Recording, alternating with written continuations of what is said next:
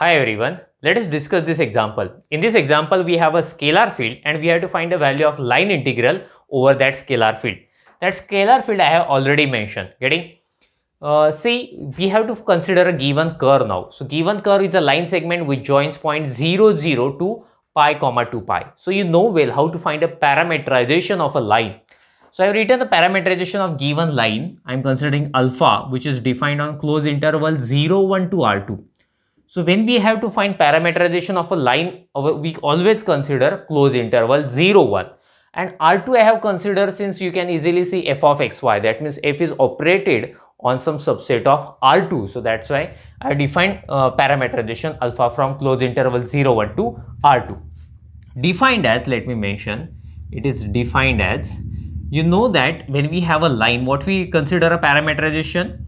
Alpha of t is equal to 1 minus t into starting point. The starting point is 0, 0 plus t into ending point, last point, which is pi comma 2 pi. In this way, we find a parameterization. What did I tell you? Alpha of t is equal to 1 minus t, first point, that means the initial point, plus t into end point. Okay, so this thing I have considered. So let us multiply 0 into anything, you will have 0, 0 into anything 0 plus pi into t, t pi, comma 2 pi into t, 2 pi t, right? So let us add a component wise, 0 into 0 plus t pi, that means pi t we will have, and 0 plus 2 pi t. So this is a parameterized curve.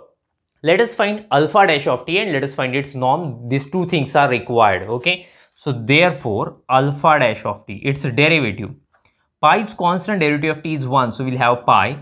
Derivative of this one will be 2 pi only, getting, since derivative of t is 1. So yes, we have some space, let us use. So let us find its norm now.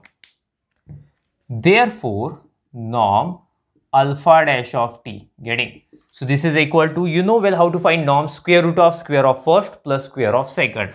That means square root of first, which is pi square, plus square of second, which is 4 pi square. Pi square plus 4 pi square, 5 pi square. You can take separate square root. Okay, so that's why I'm writing square root of 5, and pi square and square root will get cancelled. We have pi. So this is value of norm alpha dash of t. After that, we require f of alpha of t. Let us find that value also. Now, f of alpha of t, right? So this is equal to f of, what is my alpha of t?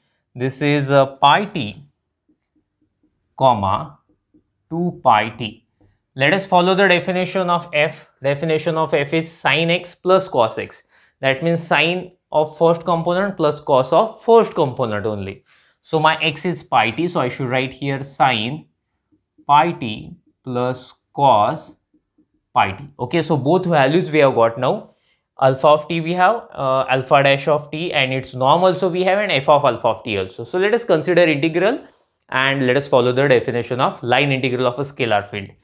Then integration of f over c is equal to, definition says, our alpha is defined on closed interval 0, 1, so the limits of integral will be 0 to 1, right? Next, f of alpha of t, norm alpha dash of t dt. Okay, so this is equal to integration 0 to 1. F of alpha of t, what is its value? Sin pi t cos pi t. Let me write here, sin pi t plus cos pi t. Norm alpha dash of t, its value is yes, root 5 pi dt. So now what will happen? Root 5 pi, the constant will come outside the integration, root 5 pi. Okay, so let us integrate this one. Integration of sine is minus cos pi t. Whatever the multiple of t, we always write in denominator, plus integration of cos is sine, so sine pi t. Multiple of t is pi, so I should write in denominator with limits 0 to 1.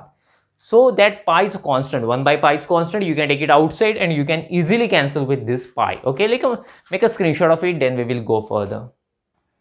So therefore we can write now, so integration of f over c, so I have cancelled that pi, so root 5 we will have minus cos pi t plus sin pi t with limits 0 to 1.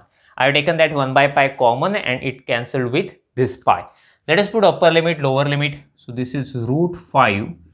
If I put 1, cos pi is -1, so we'll have plus 1 here, right? Plus sin pi is 0, minus. If I put 0 here, cos 0 is 1, so that's why -1. And if I put 0 here, sin 0 is 0. Okay, let me remove this one. It is not required. Okay, so let us go further.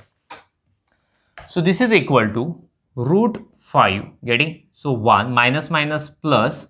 So final answer will be 2 root 5. This is the required answer. Okay, make a screenshot of it, then we will stop. Thank you. Bye bye.